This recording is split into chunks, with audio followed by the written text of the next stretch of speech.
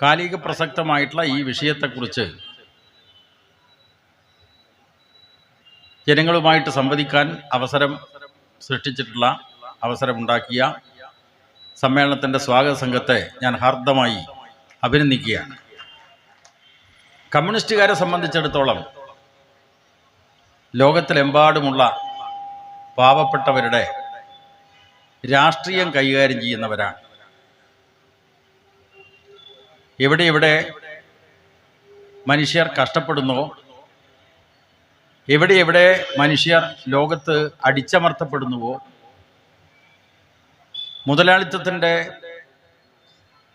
ചൂഷണം അനുഭവിച്ചു വരുന്നോ, ആ എല്ലാ ജനവിഭാഗങ്ങളോടും ഐക്യദാർഢ്യം പ്രകടിപ്പിക്കുന്ന പ്രസ്ഥാനമാണ് ഇന്ത്യയിലെ കമ്മ്യൂണിസ്റ്റ് പ്രസ്ഥാനം.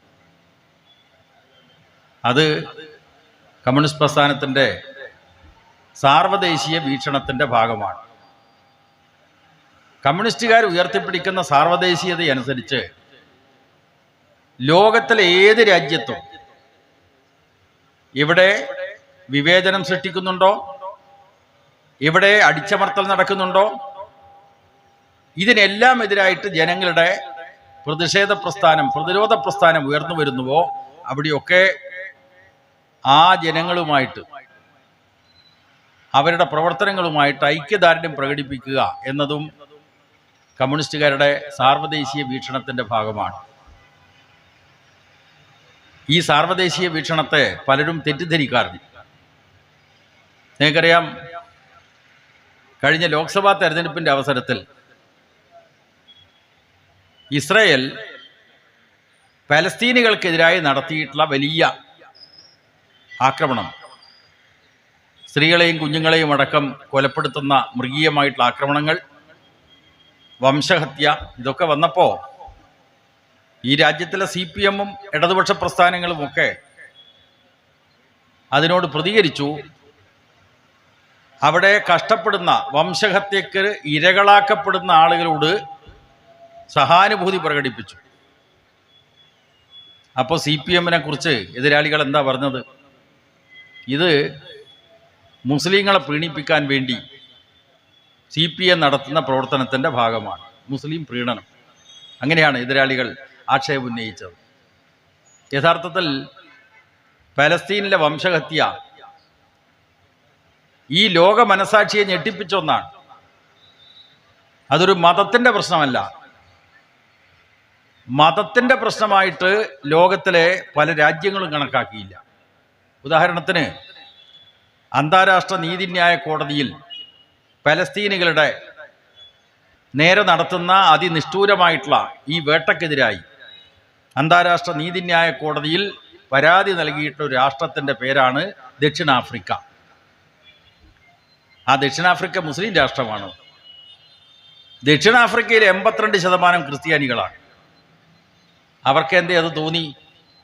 അന്താരാഷ്ട്ര നീതിന്യായ കോടതിയിൽ പലസ്തീനിൽ നടക്കുന്ന ഈ വംശഹത്യ, കൂട്ടക്കൊല, ഇതിനെതിരായിട്ട് അന്താരാഷ്ട്ര സമൂഹം ഇടപെടണം, നീതിന്യായ കോടതി ഇടപെടണം എന്ന് ഹർജി കൊടുക്കാൻ എന്താണ് ദക്ഷിണാഫ്രിക്കയെ പ്രേരിപ്പിച്ചത്?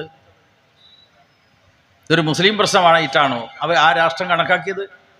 അന്താരാഷ്ട്ര നീതിന്യായ കോടതി ഈ ഹർജി പരിഗണിച്ചുകൊണ്ട് ഈ മനുഷ്യത്വരഹിതമായിട്ടുള്ള കൂട്ടക്കൊല അവസാനിപ്പിക്കണം, വംശഹത്യ അവസാനിപ്പിക്കണമെന്ന് നിർദ്ദേശിച്ചത് എന്തിൻ്റെ അടിസ്ഥാനത്തിലാണ്? അപ്പോൾ യഥാർത്ഥത്തിൽ ലോകത്തിലെമ്പാടുമുള്ള കമ്മ്യൂണിസ്റ്റുകാർക്ക് ഈ കാര്യത്തിൽ സുദൃഢമായിട്ടുള്ള നിലപാടുണ്ട്. അത് ഇസ്രയേലിലെ കമ്മ്യൂണിസ്റ്റുകാർക്കുമുണ്ട്, പലസ്തീനിലെ കമ്മ്യൂണിസ്റ്റുകാർക്കുമുണ്ട്, ലോകത്തിലെ ഏത് രാജ്യത്തിലെയും കമ്മ്യൂണിസ്റ്റുകാർക്കുണ്ട്. പക്ഷേ കമ്മ്യൂണിസ്റ്റ് പാർട്ടിയുടെ CPM-ൻ്റെ നിലപാട് സംബന്ധിച്ച് നമ്മുടെ നാട്ടിൽ നടന്നിട്ട ചർച്ച ഇങ്ങനെയാണ്. ഇത് മുസ്ലിങ്ങളെ പ്രീണിപ്പിക്കാൻ വേണ്ടിയിട്ടാണ് ഇക്കാര്യത്തിൽ CPIM ഐക്യദാർഢ്യ സദസ്സുകളൊക്കെ നടത്തുന്നത്, പരിപാടികൾ നടത്തുന്നത് എന്ന നിലക്ക് ദുർവ്യാഖ്യാനിച്ചുകൊണ്ട് CPM വിരോധം ഉൽപ്പാദിപ്പിക്കാനുള്ള, അതല്ലെങ്കിൽ മറ്റ് ജനവിഭാഗങ്ങൾക്കിടയിൽ മുസ്ലിം പീഡനമാണ് നടത്തുന്നത് എന്നുള്ള തോന്നലുണ്ടാക്കുന്നതിന് വേണ്ടിയുള്ള വലിയ പ്രചരണങ്ങളാണ് ഈ രാജ്യത്ത് നടത്തിയത്. അത് വസ്തുതയല്ല എന്ന കാര്യമാണ് ഞാനിവിടെ ആദ്യമായിട്ട് സൂചിപ്പിക്കുന്നത്. ഈ മതനിരപേക്ഷതയ്ക്ക് നേരെയുള്ള വെല്ലുവിളി ഒരു വർത്തമാനകാല പ്രശ്നമാണ്. ആ നിലക്കാണ് CPIM അതിനെ കാണുന്നത്. അത് ഇന്ന് നടക്കുന്ന പ്രശ്നമാണ്, ഇന്നലെ നടന്നിട്ടുള്ള പ്രശ്നമാണ്, തൊട്ട് മുമ്പെയുള്ള ദിവസങ്ങളിലും നടക്കുന്ന കാര്യമാണ്, ഇനിയും നടക്കാൻ ഇടയുള്ള കാര്യമാണ്. അതുകൊണ്ട് മതനിരപേക്ഷത സംരക്ഷിക്കാൻ വേണ്ടി കമ്മ്യൂണിസ്റ്റുകാർ പോരാടും. കമ്മ്യൂണിസ്റ്റുകാർ മാത്രം പോരാടിയാൽ പോരാ, മതനിരപേക്ഷത നിലനിൽക്കണമെന്ന് ആഗ്രഹിക്കുന്ന എല്ലാ ജനവിഭാഗങ്ങളും ഒന്നിക്കണം. ഇതാണ് കമ്മ്യൂണിസ്റ്റുകാരുടെ നിലപാട്. ഒന്നിക്കാൻ CPIM സന്നദ്ധമാണ്. ഒരു വേർതിരിവും CPM-നെ സംബന്ധിച്ചിടത്തോളം അക്കാര്യത്തിൽ കണക്കാക്കുന്നില്ല. നിങ്ങൾ നോക്കൂ, മതനിരപേക്ഷതയ്ക്കെതിരായിട്ടുള്ള ആക്രമണം. എന്താ മതനിരപേക്ഷത എന്ന് പറഞ്ഞാൽ?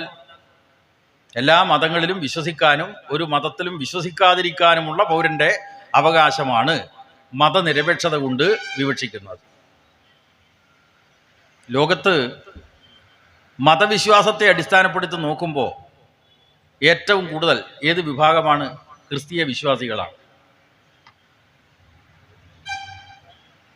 അത് കഴിഞ്ഞാൽ ഇസ്ലാം മതവിശ്വാസികളാണ്. ഇന്ത്യയിൽ ഹിന്ദു ജനവിഭാഗങ്ങളാണ് ഏറ്റവും കൂടുതലെങ്കിൽ ലോകത്ത് അത് 15% മാത്രമാണ്. പിന്നെ ബൗദ്ധ വിഭാഗമുണ്ട്, മറ്റ് ഒട്ടേറെ മതവിഭാഗങ്ങളുണ്ട്. ലോകത്ത് ഒരു മതവിശ്വാസവും ലോകത്തിലെ ജനസംഖ്യയിൽ മഹാഭൂരിപക്ഷത്തെ പ്രതിനിധാനം ചെയ്യുന്നില്ല എന്നതാണ് നാം തിരിച്ചറിയേണ്ടത്. മറ്റൊന്ന്, ഈ ക്രിസ്തീയ വിശ്വാസമായാലും ഇസ്ലാം വിശ്വാസമായാലും ഹിന്ദു ഉൾപ്പെടെയുള്ള മറ്റ് മതങ്ങളിൽ ഉള്ള വിശ്വാസമായാലും എല്ലാം തന്നെ മനസ്സിലാക്കേണ്ട ഒരു കാര്യം, ഈ മതങ്ങളൊന്നും തന്നെ ഒറ്റക്കല്ലിൽ തീർത്ത പ്രതിമയെപ്പോലെയല്ല ലോകത്തിൻ്റെ മുമ്പിൽ അനുഭവപ്പെടുന്നത്. പിന്നെയോ അവർക്കിടയിൽ ഒട്ടേറെ അവാന്തര വിഭാഗങ്ങൾ ക്രിസ്ത്യൻസിനിടയുണ്ട്, മുസ്ലിം ഇസ്ലാം മതവിശ്വാസികൾക്കിടയിലുണ്ട്. എല്ലാ മതവിശ്വാസങ്ങൾക്കിടയിലും ഒട്ടേറെ അവാന്തര വിഭാഗങ്ങളുണ്ട്. തീർച്ചയായിട്ടും നാനാവിശ്വാസങ്ങളുടെ സമാധാനപൂർവമായിട്ടുള്ള സഹവർത്തിത്വമാണ് ഇന്നത്തെ ലോകത്ത് ആവശ്യം. അതിന് പകരം സ്പർദ്ധയുണ്ടാക്കുക. ആ സ്പർദ്ധ എന്തിനു വേണ്ടിയിട്ടാണ് ഉണ്ടാക്കുന്നത്? രാഷ്ട്രീയമായിട്ടുള്ള നേട്ടങ്ങൾക്ക് വേണ്ടി, സങ്കുചിതമായിട്ടുള്ള താല്പര്യങ്ങൾ സംരക്ഷിക്കുന്നതിന് വേണ്ടിയിട്ടാണ് ഈ സങ്കുചിതവാദ പ്രസ്ഥാനങ്ങളെ പ്രോത്സാഹിപ്പിക്കാൻ ലോകത്ത് പരിശ്രമം നടക്കുന്നത്. നമ്മുടെ ഇന്ത്യയുടെ സാഹചര്യം പരിശോധിച്ചാൽ ജനങ്ങളെ മതത്തിൻ്റെ അടിസ്ഥാനത്തിൽ ഭിന്നിപ്പിക്കാൻ ആരാ ശ്രമിച്ചത്? ആദ്യം ശ്രമിച്ചത് ബ്രിട്ടീഷ് സാമ്രാജ്യത്വമാണ്. 1905 ബംഗാൾ വിഭജനത്തിൽ പ്രത്യക്ഷമായ രൂപത്തിലുള്ള വിഭജന പദ്ധതി ജനങ്ങളെ വിഭജിക്കുകയാണ്, മതത്തിൻ്റെ അടിസ്ഥാനത്തിൽ വിഭജിക്കുക. അതിനുവേണ്ടി എന്ത് ചെയ്തു? ബംഗാളിനെ വിഭജിച്ചു. ഒന്ന് മുസ്ലിം ഭൂരിപക്ഷ സംസ്ഥാനം, മറ്റൊന്ന് ഹിന്ദു ഭൂരിപക്ഷ സംസ്ഥാനം. സാമ്രാജ്യത്വത്തിൻ്റെ പദ്ധതിയായിരുന്നു അത്. ഡിവൈഡ് ആൻഡ് റൂൾ, ഭിന്നിപ്പിച്ച് ഭരിക്കാനുള്ള സാമ്രാജ്യത്വ തന്ത്രത്തിൻ്റെ ഭാഗമായിരുന്നു അത്. പക്ഷെ അതിനെ ഹിന്ദുക്കളും മുസ്ലിങ്ങളും യോജിച്ചുകൊണ്ട് അതിനെ എതിർത്തു. അവസാനം 1911 ആവുമ്പോഴേക്ക് ബംഗാൾ വിഭജനം റദ്ദ് ചെയ്യാൻ ഈ നാനാ മതവിഭാഗങ്ങളിൽപ്പെട്ട ആളുകളുടെ അടക്കം യോജിച്ച പ്രസ്ഥാനത്തിൻ്റെ ഭാഗമായിട്ട് ബംഗാൾ വിഭജനം റദ്ദാക്കേണ്ടി വന്നു ബ്രിട്ടീഷ് സാമ്രാജ്യത്വത്തിന്. അതാണ് ചരിത്രം. പക്ഷേ ബംഗാൾ വിഭജനം റദ്ദാക്കേണ്ടി വന്നെങ്കിലും പിന്നീട് സ്വാതന്ത്ര്യ സമരകാലത്തൊക്കെ നമ്മൾ കാണുന്നത് നല്ല നിലക്ക് ഹിന്ദു മുസ്ലിം പ്രശ്നങ്ങൾ ഉയർത്തിക്കൊണ്ടുവരാൻ, അതിനെ പ്രോത്സാഹിപ്പിക്കാൻ സാമ്രാജ്യത്വം തയ്യാറായിട്ടുണ്ട്. സ്വാതന്ത്ര്യം കിട്ടിയതിന് ശേഷം അധികാരത്തിൽ വന്ന കോൺഗ്രസ് ഇതേ പണി തന്നെയാണ് എടുത്തത്. രാഷ്ട്രീയ നേട്ടത്തിനു വേണ്ടി വർഗീയമായിട്ടുള്ള പ്രശ്നങ്ങളെ പ്രയോജനപ്പെടുത്താൻ ഈ രാജ്യത്ത് സ്വാതന്ത്ര്യത്തിന് ശേഷം ശ്രമിച്ചിട്ടുള്ള പാർട്ടി കോൺഗ്രസ്സാണ്. ആദ്യകാലത്ത് ഈ വിഭജന പ്രശ്നം കോൺഗ്രസ്സിന് വളരെ അത്യാവശ്യമായിരുന്നില്ല. കാരണം കോൺഗ്രസ്സിന് നല്ല ജനപിന്തുണയുണ്ട്. 1947 അധികാരത്തിൽ വന്നു. നീണ്ട 30 വർഷക്കാലമാണ് കോൺഗ്രസിൻ്റെ കേന്ദ്രാധികാരം തുടർന്നത്. ഇടതടവില്ലാതെ കേന്ദ്രഭരണം. അപ്പോൾ കോൺഗ്രസിൻ്റെ വർഗനയങ്ങളുടെ പ്രയോഗത്തിൻ്റെ ഫലമായി വർഗനയങ്ങൾ, ഏത് വർഗത്തിൻ്റെ നയമാണ്? ബ്രിട്ടീഷ് സാമ്രാജ്യത്വത്തിൻ്റെ കാലത്ത് ഭരണവർഗത്തിൻ്റെ താല്പര്യത്തിന് ജനങ്ങളെ മതപരമായിട്ട് വിഭജിക്കണം, ഹിന്ദു മുസ്ലിം വിഭജനമുണ്ടാക്കണം. സ്വാതന്ത്ര്യാനന്തരം മതപരമായിട്ടുള്ള സംഘർഷങ്ങൾ ഉണ്ടായിട്ടുണ്ട്. അതിനോട് രാജ്യത്തിലെ കോൺഗ്രസ് എടുത്ത സമീപനം നോക്കുമ്പോൾ തങ്ങളുടെ രാഷ്ട്രീയ നേട്ടത്തിന് വേണ്ടി മൃദു ഹിന്ദുത്വ നിലപാട് സ്വീകരിക്കാൻ തയ്യാറായിട്ടുള്ള ഒരു പാർട്ടിയാണ് കോൺഗ്രസ് എന്ന് തിരിച്ചറിയാൻ പറ്റും. ആണ് കേരളത്തിലെ കോൺഗ്രസിൻ്റെ ചരിത്രം നമ്മൾ പരിശോധിച്ചാൽ അത് വളരെ കൃത്യമാണ്. ഇവിടെ സഖാവ് നന്ദകുമാർ 1921 മലബാർ കലാപത്തെ സംബന്ധിച്ച് പറഞ്ഞല്ലോ.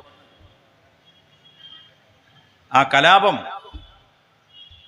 മഹാത്മാഗാന്ധിയും മറ്റും നേതൃത്വം കൊടുത്ത് കോൺഗ്രസ് പ്രധാനപ്പെട്ട പങ്കാളിത്തം വഹിച്ച ഖിലാഫത്ത് പ്രസ്ഥാനത്തിൻ്റെ ഭാഗമായിട്ടാണ് മലബാർ കലാപം നടക്കുന്നത്. കാർഷിക പ്രശ്നങ്ങളെ അടിസ്ഥാനപ്പെടുത്തിയാണ്. തീർച്ചയായിട്ടും നമ്മുടെ വിഷയം ഇന്നതല്ല. പക്ഷെ 1921 മലബാർ കലാപം അതിക്രൂരമായിട്ടാണ് ബ്രിട്ടീഷ് സാമ്രാജ്യത്വം അടിച്ചമർത്തിയത്. അന്നും സാമ്രാജ്യത്വം ഈ മതപരമായിട്ടുള്ള ഭിന്നതയെ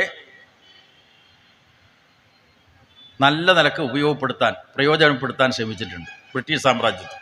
ഇതാണ് അത് മുസ്ലിം പ്രമാണിമാരെ തങ്ങളുടെ കൂടെ നിർത്തി സാധാരണ മുസ്ലിങ്ങൾക്കെതിരായിട്ടുള്ള വിരോധം ഹിന്ദുക്കൾക്കിടയിൽ ഉണ്ടാക്കി അന്ന് നടത്തിയിട്ടുള്ള പ്രചരണങ്ങൾ അതൊക്കെ ചരിത്രത്തിൻ്റെ ഭാഗമാണ്. അതിഭീകരമായിട്ട് അടിച്ചമർത്തപ്പെട്ടുന്ന സാഹചര്യത്തിൽ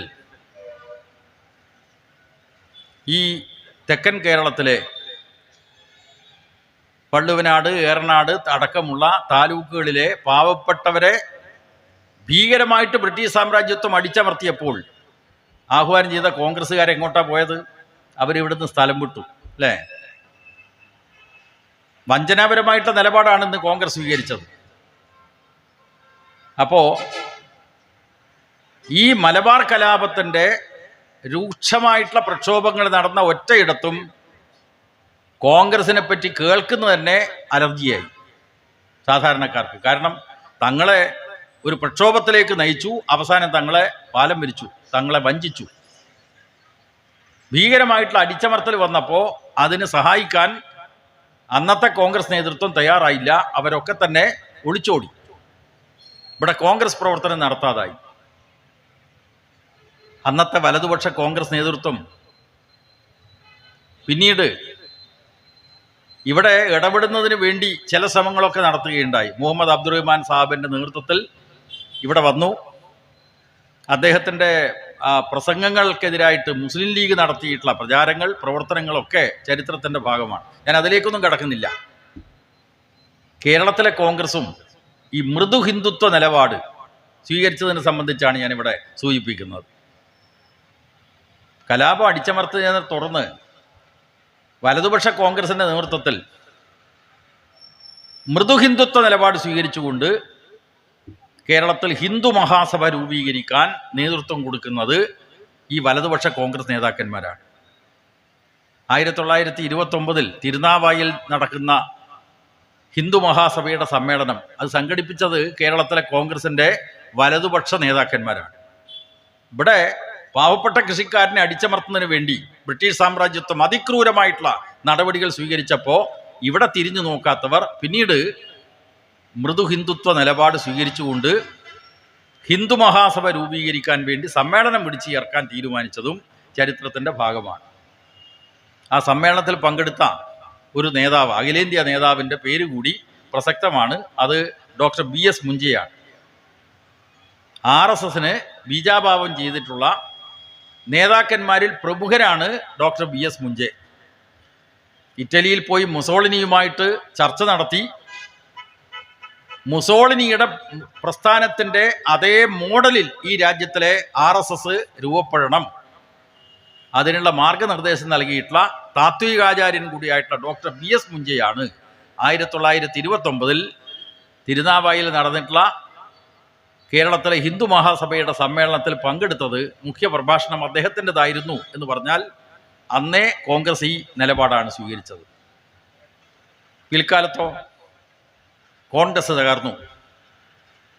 ഇന്ത്യയിലെ മറ്റു പല സംസ്ഥാനങ്ങളിലും കോൺഗ്രസിന് അധികാരം ഉണ്ടായിരുന്ന, ഞാൻ നേരത്തെ പറഞ്ഞതുപോലെ 30 വർഷക്കാലം ഇടതടവില്ലാതെ കേന്ദ്രം ഭരിച്ചു കോൺഗ്രസ്, സംസ്ഥാനങ്ങൾ കോൺഗ്രസ് ഭരിച്ചു. അവിടെയാണ് കോൺഗ്രസിൻ്റെ ഈ മുതലാളിത്തത്തെ സംരക്ഷിക്കുന്ന വർഗ നയങ്ങൾ കാരണം, ജനവിരുദ്ധമായിട്ടുള്ള നയങ്ങൾ കാരണം അസംതൃപ്തരായിട്ടുള്ള ജനങ്ങളെ വർഗീയ ശക്തികൾ പാട്ടിലാക്കാൻ ശ്രമിച്ചു. ആ വർഗീയ ശക്തികളിൽ മുഖ്യം രാജ്യത്തിലെ ഹിന്ദുത്വ വർഗീയ ശക്തികളാണ്. അതിന് നേതൃത്വം കൊടുക്കുന്നത് RSSഉം സംഘപരിവാരവുമാണ്. അവർ രാഷ്ട്രീയ പാർട്ടി രൂപീകരിച്ചു. ആദ്യം അവരുണ്ടാക്കിയ രാഷ്ട്രീയ പാർട്ടി ജനസംഘം ആണ്. ജനസംഘമാണ് അവരുണ്ടാക്കിയിട്ടുള്ള ആദ്യത്തെ രാഷ്ട്രീയ പാർട്ടി. 1977 ജനസംഘം പിരിച്ചുവിട്ടു. പിന്നെയോ അവർ പിന്നീട് 80ഓടുകൂടി BJP എന്ന രാഷ്ട്രീയ പാർട്ടിക്ക് രൂപം കൊടുത്തു. ഈ തരത്തിലുള്ള ഹിന്ദുത്വ വർഗീയതയുടെ കേരളത്തിലുള്ള അധിനിവേശം നടന്നപ്പോൾ എന്താ രാജ്യത്തിലെ കോൺഗ്രസിൻ്റെ നിലപാട്, കേരളത്തിലെ കോൺഗ്രസിൻ്റെ നിലപാട്? കമ്മ്യൂണിസ്റ്റുകാരെ എതിർക്കാൻ, ഏത് വർഗീയ ശക്തിയെയും കൂട്ടുപിടിക്കാനുള്ള സമീപനമാണ് കോൺഗ്രസ് സ്വീകരിച്ചത്. നിങ്ങൾ നോക്കൂ, 1957 കേരളത്തിൽ EMSന്റെ നേതൃത്വത്തിലുള്ള കമ്മ്യൂണിസ്റ്റ് പാർട്ടി ഗവൺമെൻറ് അധികാരത്തിൽ വന്നു. 5 കൊല്ലത്തേക്കാ തെരഞ്ഞെടുപ്പ്. ജനങ്ങൾ 5 കൊല്ലത്തേക്ക് അധികാരത്തിൽ കൊണ്ടുവന്ന കമ്മ്യൂണിസ്റ്റ് പാർട്ടിയുടെ ഗവൺമെൻറ്റിനെ 2 കൊല്ലം ഭരിക്കാനേ കോൺഗ്രസ് വിട്ടുള്ളൂ. അവരെന്ത് ചെയ്തു? കേന്ദ്രത്തിലെ അധികാരം ഉപയോഗിച്ച് 2 കൊല്ലമാവുമ്പോഴേക്ക് എല്ലാ വർഗീയ ശക്തികളെയും, ജാതിമത വർഗീയ ശക്തികളെയും ഒത്തുചേർത്തുകൊണ്ട് കേരളത്തിൽ കലാപം ആരംഭിച്ചു, വിമോചന സമരം. അതിന് മതമേലധ്യക്ഷന്മാരെ അടക്കം ഉപയോഗിച്ചു എന്നതും ചരിത്രമാണ്. ക്രിസ്റ്റഫർ സേന കുറുവടിയുമായിട്ട് തെരുവിലിറങ്ങുന്ന കാഴ്ചയാണ് അക്കാലത്ത് കാണാൻ വേണ്ടി കഴിഞ്ഞത്. എല്ലാ വർഗീയ ശക്തികളെയും EMS ഗവൺമെൻറ്റിനെതിരായിട്ട് അണിനിരത്തി. EMS ഗവൺമെൻറ്റിനെ കേന്ദ്ര ഗവൺമെൻറ് പിരിച്ചുവിട്ടു. 60 കേരളത്തിൽ തെരഞ്ഞെടുപ്പ് നടന്നു. എന്താ തെരഞ്ഞെടുപ്പിൻ്റെ അനുഭവം? കമ്മ്യൂണിസ്റ്റ് പാർട്ടി മത്സരിച്ചു. 1960 തെരഞ്ഞെടുപ്പിൽ കമ്മ്യൂണിസ്റ്റ് പാർട്ടി മത്സരിച്ചു.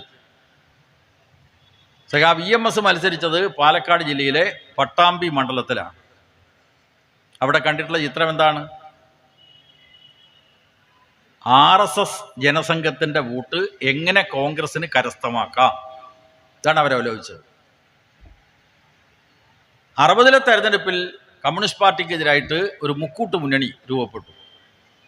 കോൺഗ്രസ്, മുസ്ലിം ലീഗ്, PSP. ആണ് മുസ്ലിം ലീഗിനോട് കോൺഗ്രസിനുള്ള അകൽച്ച മാറ്റിക്കൊണ്ട്, തൊട്ടുകൂടാത്ത നിലപാടായിരുന്നു ലീഗിനോട് കോൺഗ്രസ് സ്വീകരിച്ചിരുന്ന സമീപനം. അത് മാറ്റിക്കൊണ്ട് മുക്കൂട്ട് മുന്നണിയാക്കി. പക്ഷേ തെരഞ്ഞെടുപ്പ് കഴിഞ്ഞ് ഭൂരിപക്ഷം കിട്ടിയപ്പോൾ അധികാരത്തിൻ്റെ പങ്ക് കൊടുക്കാൻ കോൺഗ്രസിൻ്റെ നേതൃത്വം തയ്യാറായില്ല എന്നതും ചരിത്രമാണ്. ഇവിടെ ഞാൻ പറഞ്ഞു വരുന്നത്, 60 തെരഞ്ഞെടുപ്പിൽ മഹാനായിട്ടുള്ള സഖാവ് EMS കമ്മ്യൂണിസ്റ്റ് പാർട്ടിയുടെ സ്ഥാനാർത്ഥിയായിട്ട് പട്ടാമ്പി മണ്ഡലത്തിൽ മത്സരിച്ചപ്പോൾ അവിടെ ഒരു രംഗം നമ്മൾ കണ്ടു.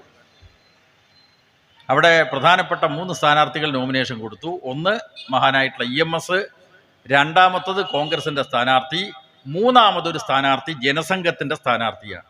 അദ്ദേഹത്തിൻ്റെ പേര് P. മാധവ മേനോൻ എന്നാണ്. 57 തെരഞ്ഞെടുപ്പിൽ അവിടെ മത്സരിച്ചത് കമ്മ്യൂണിസ്റ്റ് പാർട്ടിയുടെ നേതാവായിരുന്ന EP ഗോപാലനാണ്. അദ്ദേഹം 2000-ലധികം വോട്ടുകൾക്കാണ് അവിടെ ജയിച്ചത്. 60 തെരഞ്ഞെടുപ്പിൽ ഈ 2000 വോട്ടിൻ്റെ ഭൂരിപക്ഷത്തെ മറികടക്കാൻ ഒറ്റ വഴിയേ ഉള്ളൂ. അത് ഒന്ന് കോൺഗ്രസും മുസ്ലിം ലീഗും യോജിക്കുക. പിന്നെ PSPക്ക് ഇവിടെ വലിയ സ്വാധീനമില്ല, മലബാർ മേഖലയിൽ, തിരുവിതാംകൂറിലാണ്. അപ്പം അതുകൊണ്ട് തോൽപ്പിക്കാൻ പറ്റുന്നൊരു ശക്തി ഇവിടെ RSS ജനസംഘമാണ്. അവരെ കൂട്ടുപിടിച്ചല്ലോ. തെരഞ്ഞെടുപ്പിൻ്റെ അടുത്ത ദിവസം നമ്മൾ കാണുന്നത്, ഒരു സുപ്രഭാതത്തിൽ മാധവ മേനോൻ ഒരു പത്രപ്രസ്താവനയായിട്ട് വരുന്നു. ഞാൻ ഈ തെരഞ്ഞെടുപ്പിൽ മത്സരിക്കാൻ തീരുമാനിച്ചിരുന്നു, പക്ഷേ കമ്മ്യൂണിസ്റ്റ് സ്ഥാനാർത്ഥിയായിട്ടുള്ള EMS തോൽപ്പിക്കലാണ് എൻ്റെ മുഖ്യമായിട്ടുള്ള കടമ എന്ന് എനിക്ക് ബോധ്യമായി, എൻ്റെ പ്രസ്ഥാനത്തിനും ബോധ്യമായി. അതുകൊണ്ട് ഞാൻ പിൻവലിക്കുന്നു. അപ്പോൾ കോൺഗ്രസ്, ലീഗ്, PSP, പിന്നെ RSS ജനസംഘം, കമ്മ്യൂണിസ്റ്റ് പാർട്ടി എതിരിടാണ്. അപ്പം ഇങ്ങനെയാണ് ഈ ഹിന്ദുത്വ തീവ്രവാദത്തെ എപ്പോഴും കൂടെ നിർത്താൻ നമ്മുടെ നാട്ടിലെ കോൺഗ്രസ്സുകാർ തയ്യാറായത്. 60-ലെ തെരഞ്ഞെടുപ്പ്, പിന്നെ 91-ലെ തെരഞ്ഞെടുപ്പിൽ കോൺഗ്രസും ലീഗും മാത്രമല്ല BJPയും ചേർന്നുള്ള സഖ്യം രൂപപ്പെട്ടല്ലോ. ഇവിടെയാണ് ലീഗ് എന്ന് പറയുന്ന പാർട്ടി ഇന്ത്യൻ ജനാധിപത്യത്തിന് ഭീഷണമായിട്ടുള്ള വെല്ലുവിളി ഉയർത്തിയിട്ടുള്ള, മതനിരപേക്ഷതയ്ക്ക് വെല്ലുവിളി ഉയർത്തിയിട്ടുള്ള, രാജ്യത്തിലെ ഹിന്ദുത്വ തീവ്രവാദത്തോട് സ്വീകരിക്കുന്ന സമീപനത്തിൻ്റെ പൊള്ളത്തരം നമുക്ക് മനസ്സിലാവുക. ലീഗ് എന്തിനു വേണ്ടിയിട്ടാണ് നിലക്കുന്നത്? ന്യൂനപക്ഷത്തിൻ്റെ താല്പര്യം സംരക്ഷിക്കാനാണെന്നാണ് അവർ അവകാശപ്പെടുന്നത്. ന്യൂനപക്ഷത്തെ കെട്ടും കെട്ടി പാകിസ്ഥാനിൽ അയക്കണം എന്ന് പരസ്യമായിട്ട് മുദ്രാവാക്യം മുഴക്കുന്നവരാണ് RSSകാർ. അവരെ കൂട്ടുപിടിക്കാൻ വല്ല മതിയുണ്ടായോ ലീഗിന്? 91-ലെ തെരഞ്ഞെടുപ്പിന് അരങ്ങൊരുങ്ങുന്നതിന് മുമ്പേ കോഴിക്കോടെ കക്കോടൻ ടൂറിസ്റ്റ് ഹോമിലടക്കം, തിരുവനന്തപുരത്തും എറണാകുളത്തും അടക്കം നിരവധി തവണ ചർച്ച ചെയ്തു കോൺഗ്രസ്, ലീഗ്, BJP നേതാക്കന്മാർ. ആ ഘട്ടത്തിലാണ് RSSൻ്റെ ഒരു പ്രധാനപ്പെട്ട പ്രചാരകനെ BJPയുടെ പ്രവർത്തനത്തിന് RSS നിയോഗിക്കുന്നത്. ഇതാണ് ആ ഒരു കോമ്പിനേഷൻ നിങ്ങൾ നോക്കണം. RSS ഒരു വർഗീയ പ്രസ്ഥാനം. അവർ പറയുന്നത് ഞങ്ങൾക്ക് രാഷ്ട്രീയ താല്പര്യമില്ല, ഞങ്ങൾ സാംസ്കാരിക പ്രസ്ഥാനമാണ് എന്നതാണ്. ഹിന്ദുവിൻ്റെ സംസ്കാരം സംരക്ഷിക്കാൻ വേണ്ടി പൊരുതുന്നവരാണ് ഞങ്ങളെന്നാണ് RSSകാർ സ്വയം അവകാശപ്പെടുന്നത്. ഞങ്ങൾക്ക് ഇസവുമായിട്ട് യാതൊരു ബന്ധവുമില്ല എന്നൊക്കെ അവർ അവകാശപ്പെടാറുണ്ട്. പക്ഷേ ഫാസിസ്റ്റുകൾ പലപ്പോഴും തങ്ങളുടെ മനസ്സിലുള്ളത് തുറന്നു പറയില്ല. മറച്ചുവെക്കപ്പെട്ട ആശയങ്ങളാണ് അവർ പലപ്പോഴും പ്രായോഗികമാക്കുക. ഇവിടെ 91-ലെ തെരഞ്ഞെടുപ്പിൽ നമ്മൾ കണ്ടത് നേരത്തെ പറഞ്ഞതുപോലെയുള്ള രഹസ്യമായിട്ട് കൂടിയാലോചനകൾ ആദ്യം നടത്തി. എന്തായിരുന്നു അവരുടെ ലക്ഷ്യം? CPM-നെയും കമ്മ്യൂണിസ്റ്റ് പാർട്ടിയെയും ഇടതുപക്ഷത്തെയും എതിർക്കുക, തോൽപ്പിക്കുക. അതിനെന്താ മാർഗം? 60-ൽ നടത്തിയിട്ടുള്ള കാര്യം നമ്മൾ കണ്ടു. വർഗീയ ശക്തികളെ കൂട്ടുപിടിക്കാനുള്ള കോൺഗ്രസിൻ്റെ ശ്രമം, ലീഗിൻ്റെ ശ്രമം. 91-ൽ അത് തന്നെ കണ്ടല്ലോ, കോലീബി സഖ്യം അല്ലേ? ഇതേക്കുറിച്ച് RSSകാർ തന്നെ പിന്നീട് പരസ്യമായിട്ട് പറഞ്ഞു. KG മാരാരുടെ ജീവചരിത്ര ഗ്രന്ഥം ഇപ്പോഴും നമുക്ക് വായിക്കാൻ കിട്ടുമല്ലോ. അവർ BJPക്കാർ തയ്യാറാക്കിയതാണ്. അദ്ദേഹം അന്ന് മഞ്ചേശ്വരം മണ്ഡലത്തിൽ ഈ കോലീബി സഖ്യത്തിൻ്റെ സ്ഥാനാർത്ഥിയായിരുന്നു. അദ്ദേഹം അന്തരിച്ചപ്പോൾ ജീവചരിത്ര ഗ്രന്ഥം പുറത്തു വന്നു. അതിൽ ഒരു അധ്യായത്തിൻ്റെ തലക്കെട്ടാണ് പാഴായ പരീക്ഷണം. പാഴായ പരീക്ഷണം, ഒരു പരീക്ഷണം നടത്തിയതാണ്. കേരളത്തിലെ നിയമസഭയിൽ RSS BJPക്ക് ഒരു പ്രാതിനിധ്യം വേണം. അതിനുവേണ്ടി ഞാൻ നേരത്തെ പറഞ്ഞ കേന്ദ്രങ്ങളിലൊക്കെ രഹസ്യമായിട്ടുള്ള കൂടിയാലോചനകൾ നടത്തി. എന്നിട്ട് തീരുമാനമെടുത്തതാണ് മഞ്ചേശ്വരത്ത് മാരാർ ജയിപ്പിക്കുക, മറ്റുള്ള ഇടങ്ങളിൽ BJPക്കാരുടെ വോട്ട് കോൺഗ്രസിനും കൊടുക്കണം, ലീഗിനും കൊടുക്കണം. കൗതുകരമായിട്ടുള്ള കാര്യം, ഇന്ത്യയിലെ ഈ ഫാഷിസത്തെക്കുറിച്ച്, അതാണ് RSSൻ്റെ കേരളത്തിലെ പ്രവർത്തനങ്ങളെക്കുറിച്ച് പണ്ഡിതോചിതമായിട്ടുള്ള ഒരു പുസ്തകം എഴുതിയിട്ടുള്ള ആളാണ് ഡോക്ടർ MK മുനീർ, നമ്മുടെ CH മുഹമ്മദ് കോയയുടെ പുത്രൻ. സിദ്ധാന്തം വലിയ നിലക്ക് പറയും, പക്ഷെ പ്രയോഗത്തിൽ സിദ്ധാന്തത്തിനെതിരായിട്ടുള്ള നിലപാട് സ്വീകരിക്കുന്നതിൽ വിദഗ്ധനാണ് ഡോക്ടർ മുനീർ. ആ മുനീർ ഈ ചർച്ചകളിൽ പങ്കെടുത്തു എന്ന് KG മാരാരുടെ ജീവചരിത്ര ഗ്രന്ഥത്തിൽ കൃത്യമായിട്ട് പറയാണ്. പുറത്തു വരാത്ത വേറൊരു കാര്യമുണ്ട്. എന്താണെന്നറിയോ?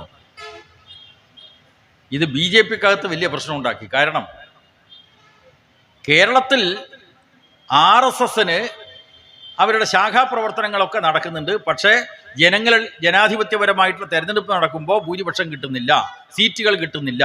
ഇത് RSSകാർക്ക് വലിയ പ്രശ്നങ്ങൾ സൃഷ്ടിച്ചു.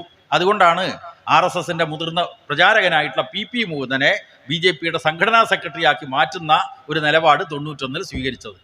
ഈ മുകുന്ദൻ്റെ അടക്ക നേതൃത്വത്തിലാണ് ഈ രഹസ്യ കൂടിയാലോചനകളൊക്കെ നടന്നത്. എന്നിട്ടോ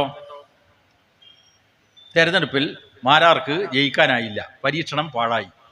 ഇതാ പാഴായ പരീക്ഷണം. അതിനെ തുടർന്ന് RSSനകത്തും വലിയ കുഴപ്പം, BJPക്കകത്ത് വലിയ കുഴപ്പം. BJPയുടെ സംസ്ഥാന കമ്മിറ്റി ഒരു അന്വേഷണ കമ്മീഷനെ വെച്ചു. സേവ്യർ പോൾ അടക്കമുള്ള BJP നേതാക്കന്മാർ ഉൾപ്പെടുന്ന ഒരു പള്ളിയറ രാമൻ ഉൾപ്പെടെയുള്ള, അതാണ് രാമൻപിള്ളി അടക്കമുള്ള 3 അംഗ അന്വേഷണ കമ്മീഷൻ വെച്ചു. അന്വേഷണ കമ്മീഷൻ അന്വേഷിച്ചു, റിപ്പോർട്ട് കൊടുത്തു BJPയുടെ സംസ്ഥാന കമ്മിറ്റി. അത് പുറത്തു വന്നു. ഇപ്പം ആ റിപ്പോർട്ട് അന്നോ പിന്നെ രഹസ്യമായിട്ടൊക്കെ നമുക്കൊക്കെ മനസ്സിലാക്കാൻ വേണ്ടി കഴിഞ്ഞു. ആ റിപ്പോർട്ടിൽ പറഞ്ഞിട്ടൊരു വാചകമുണ്ട്, ഞാൻ ശ്രദ്ധിക്കേണ്ട ഒരു വാചകമാണ്. അതായത് ഈ RSSും BJPയും ഒക്കെ ഇതര മതവിരോധം ഉൽപ്പാദിപ്പിച്ചുകൊണ്ടാണ് ഈ നാട്ടിൽ പ്രവർത്തിക്കുന്നത്. പ്രധാനമായിട്ട് മുസ്ലിം വിരോധം. RSSൻ്റെ താത്വികാചാര്യനായിട്ടുള്ള ഗുരുജി ഗോൾവാൾക്കർ വിചാരധാരയിൽ കൃത്യമായി പറഞ്ഞു വെച്ചിട്ടുണ്ട്, ഇന്ത്യൻ സമാജത്തിന് 3 ആഭ്യന്തര ശത്രുക്കളാണുള്ളത്. ഒന്ന് മുസ്ലിങ്ങൾ, മറ്റൊന്ന് കമ്മ്യൂണിസ്റ്റുകാർ, മറ്റൊന്ന് ക്രിസ്ത്യാനികൾ. 3M ആണ്. 3M മാർക്സിസ്റ്റ്, അതുപോലെ തന്നെ മുസ്ലിംസ്, പിന്നെ മിഷണറിമാർ, ക്രിസ്തീയ മിഷണറിമാർ. 3M ആഭ്യന്തര ശത്രുക്കൾ. ഇത് പറഞ്ഞിട്ട് ശാഖയിൽ പഠിപ്പിക്കുക, എന്നിട്ട് കാക്കി ട്രൗസർ ഇട്ട് മാർച്ച് ചെയ്യുക. മനസ്സിലല്ലേ? ഹിന്ദുവിൻ്റെ അഭിമാനം സംരക്ഷിക്കാൻ വേണ്ടി ഇതര മതത്തിനെതിരായിട്ടുള്ള വിരോധം ഉൽപ്പാദിപ്പിക്കുന്ന ക്ലാസുകളൊക്കെ നടത്തിയിട്ട് ഹിന്ദുത്വ രാഷ്ട്രീയം ശക്തിപ്പെടുത്താൻ വേണ്ടി നടത്തിയിട്ടുള്ള പരിശ്രമത്തിൻ്റെ ഒടുവിലത്തെ അധ്യായമായിട്ട് മുസ്ലിം ലീഗുമായിട്ട് തന്നെ കൂട്ടുകെട്ടുണ്ടാക്കുക. ഇത് RSSകാർക്കും BJPക്കാർക്കും സഹിക്കാനായില്ല. മാത്രമല്ല സീറ്റ് പോയല്ലോ, സീറ്റ് കിട്ടിയില്ലല്ലോ, പരാജയം നേരിട്ടപ്പോൾ തമ്മിലുള്ള അടി. അങ്ങനെയാണ് ഈ അന്വേഷണ കമ്മീഷൻ. ആ അന്വേഷണ കമ്മീഷൻ റിപ്പോർട്ടിലെ ഒരു വാചകം കൗതുകരമായിട്ടുള്ളൊരു വാചകമാണ്. അതിൽ പറഞ്ഞു വെച്ചു, ഉപ്പിന് ഉപ്പ് രസം നഷ്ടപ്പെട്ടാൽ എന്തായിരിക്കും ഫലം എന്നാണ്. ഉപ്പ്, മനസ്സിലായില്ലേ? ഉപ്പിന് ഉപ്പ് രസം നഷ്ടപ്പെട്ടാൽ എന്തായിരിക്കും ഫലം? കാരണം മുസ്ലിം വിരോധം പ്രചരിപ്പിക്കുക,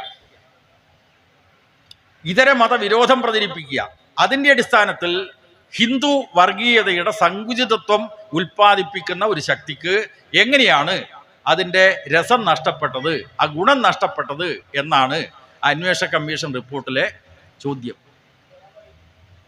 ആ ചോദ്യത്തിന് ആർക്കും മറുപടി പറയാൻ പറ്റിയില്ല. അത്രമേൽ BJPക്കകത്ത് വലിയ പ്രശ്നങ്ങളുണ്ടായി, ഭിന്നതകൾ രൂക്ഷമായി. പക്ഷേ ഈ നാട്ടിലെ കോൺഗ്രസും ലീഗും ചെയ്തിട്ടുള്ള വഞ്ചനാപരമായിട്ടുള്ള നിലപാടിനെ കുറിച്ചോ, അതിനെ എതിർക്കാൻ ഈ രാജ്യത്തിലെ കമ്മ്യൂണിസ്റ്റുകാരും ഇടതുപക്ഷക്കാരുമായി ഉള്ളൂ. അപ്പൊ ഈ തരത്തിൽ വർഗീയതയെ പല നിലക്കും പ്രോത്സാഹിപ്പിക്കുന്ന സമീപനമാണ് കോൺഗ്രസ് സ്വീകരിച്ചത്, കോൺഗ്രസിന് നേതൃത്വമുള്ള UDF സ്വീകരിച്ചത്, ഇപ്പോഴും സ്വീകരിച്ചു കൊണ്ടിരിക്കുന്നത്. അപ്പം ഇത് ഇന്നത്തെ കാലത്ത് തുറന്നു പറയുമ്പോൾ ഭയങ്കരമായിട്ടുള്ള രോഷമാണ്. ആർക്ക്? മുസ്ലിം ലീഗുകാർക്ക്, അല്ലേ? മുസ്ലിം ലീഗുകാർക്ക് ഭയങ്കരമായിട്ടുള്ള രോഷമാണ്. ഇന്ന് നമ്മുടെ കേരളത്തിൽ അടക്കം നടന്നുകൊണ്ടിരിക്കുന്ന കാര്യങ്ങളെപ്പറ്റി നമ്മളെ മനസ്സിലുണ്ടാവണം. ഇപ്പോൾ ഇന്നലെ കേട്ടിട്ടുള്ള വാർത്ത എന്താണ്? പാലക്കാട് അവിടെ നല്ലേപ്പള്ളി ഗവൺമെൻറ് UP സ്കൂളിൽ വിദ്യാർത്ഥികൾ ഈ ക്രിസ്മസ് കരോൾ പാർട്ടി നടത്തുന്നു. നമ്മുടെ നാട്ടിൽ പലയിടത്തും ക്രിസ്ത്യാനികളില്ലാത്ത പ്രദേശങ്ങളിലും ഈ ക്രിസ്മസ് ആഘോഷിക്കാറുണ്ട്. ക്രിസ്മസ് അപ്പൂപ്പനെ കെട്ടി ചെണ്ടവാദ്യത്തോടുകൂടി, വാദ്യമേളത്തോടുകൂടി ആളുകൾ ഘോഷയാത്രകൾ സംഘടിപ്പിക്കാറുണ്ട്. ഇതൊക്കെ ലോകത്തെമ്പാടും നടക്കുന്ന കാര്യമാണല്ലോ. അത് നമ്മുടെ നാട്ടിൽ നടത്തിക്കൂടാ. അവിടെ RSSൻ്റെ പോഷക സംഘടനയായിട്ടുള്ള വിശ്വ ഹിന്ദു പരിഷത്ത് ഇടപെടുന്നു. വിശ്വ ഹിന്ദു പരിഷത്ത് ആ കുട്ടികളെ ഭീഷണിപ്പെടുത്തുന്നു, അധ്യാപകന്മാരെ ഭീഷണിപ്പെടുത്തുന്നു, അധ്യാപികമാരെ ഭീഷണിപ്പെടുത്തുന്നു. ഇപ്പോൾ പോലീസ് കേസെടുത്തിരിക്കുക. ഇവിടെ മാത്രമല്ല, ഹരിപ്പാടും ഉണ്ടായി, ആലപ്പുഴ ജില്ലയിൽ. ഇതാണ് വർത്തമാനകാല പ്രശ്നം.